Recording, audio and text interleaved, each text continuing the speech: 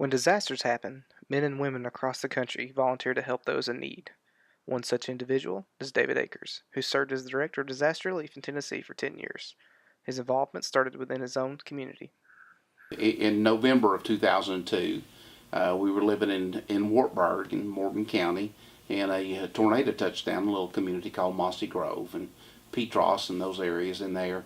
And so we responded. That was on a Sunday evening, and we responded and stayed really working with disaster relief for several weeks after that of trying to help people clean up their property and everything. But then along with the disaster relief and everything, we do a rebuild ministry too. And so we had churches coming in from all over the United States, and especially on the East Coast area, would come in and help people rebuild their homes. So I worked a lot with disaster relief for a year or more, and then we worked with the Tennessee Baptist Convention, and the convention had a position opened up as the director for the Director of Disaster Relief Ministries for the whole state of Tennessee. And so they called me and asked me if I would be interested in filling that position.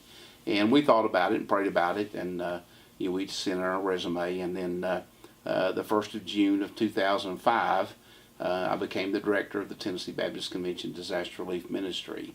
And of course, in August of 2005 is when Katrina hit the Gulf Coast, and so we responded to that. And when I say responded, some of the things that we do is we work hand in hand with the American Red Cross and Salvation Army of cooking the meals that they provide for people out there, so that they'll have hot meals. And the ideal is to give those things that they need of water and food and shelter. And so the Red Cross is good about providing those, but we work with them and Salvation Army to be able to cook the meals. And so we took our kitchen to Baton Rouge, Louisiana, and had a shelter set up there at Louisiana State University. And so we were providing up to 35,000 meals a day to that shelter there, with people coming and going, and also other places where they were taking food to. And so we stayed there for about 18 days, and before we actually had the chance to break our kitchen down and come back home, it was when Rita came in on the coast down there. So we actually rode out Hurricane Rita there in Baton Rouge, and we moved from there over to Lake Charles, Louisiana, and set up another kitchen over there and stayed there for about 12, 14 days.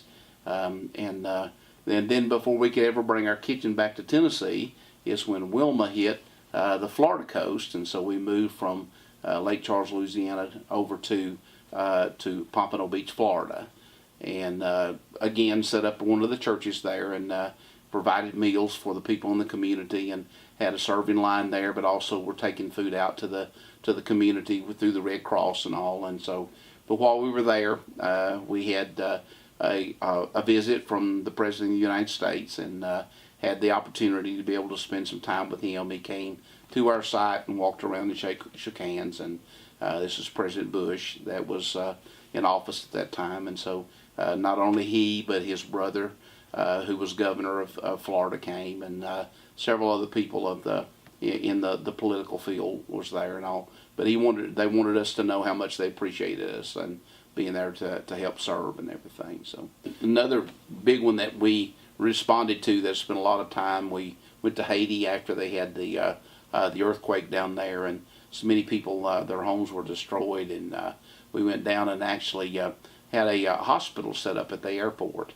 And the hospital was actually in 3 big circus tents, and the hospital was in 2 of those tents, and all the provisions and everything were in the 3rd tent. And our responsibility, we don't have really medical people that work with us, and but our main responsibility was actually to organize all the supplies. David has served in various roles within a church, such as a youth minister and pastor. But what led him to work in disaster relief?